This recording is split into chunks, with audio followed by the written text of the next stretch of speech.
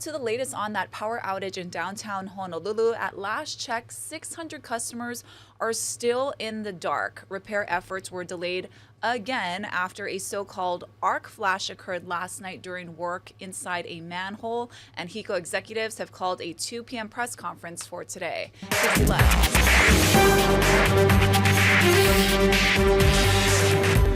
More heartbreak here in Chinatown, and just for a relatively small area, but a lot of customers. You know, as we have been down here, the situation's been changing. Different traffic lights come on, they go off.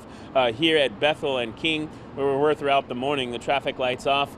Just across the way, some of these downtown banks may be difficult to make out, but you can see some of those fluorescent lights. So those buildings have power. A lot of those folks are back to work. But this is the really difficult part of all this, because it's not always easy to determine what part of Chinatown, what part of downtown still has power.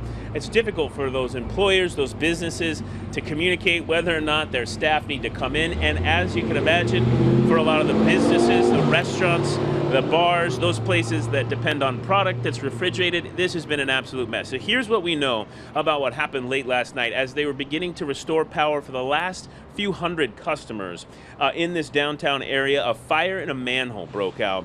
Those high voltage wires. Luckily, the HECO workers that have been down in those manholes working on this, they were uninjured during all this. There was an arc flash. Luckily, that arc flash was smothered by a special heat-resistant blanket that the crews used to cover those cables.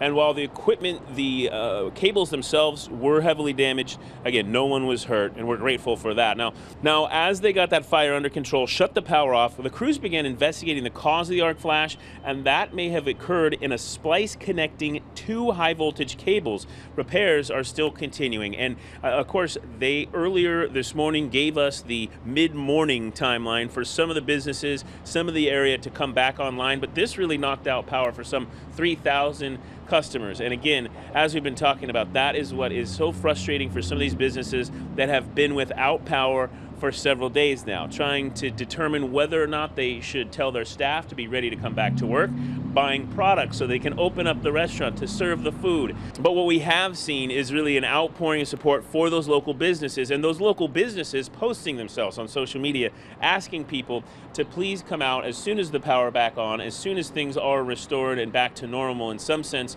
to support your favorite local restaurant. Come out to your favorite bar this weekend and really help them kind of weather this storm, because as we've been reporting, they are able to file claims with HECO, but that can be a messy and long process, so they do need your support. Of course, we're going to be continuing to monitor this situation. We will bring you the very latest on your phone, on those push alerts from Hawaii News Now, as well as all of our digital platforms. You can find the latest at hawaiinewsnow.com. For now, we'll send things back into the studio.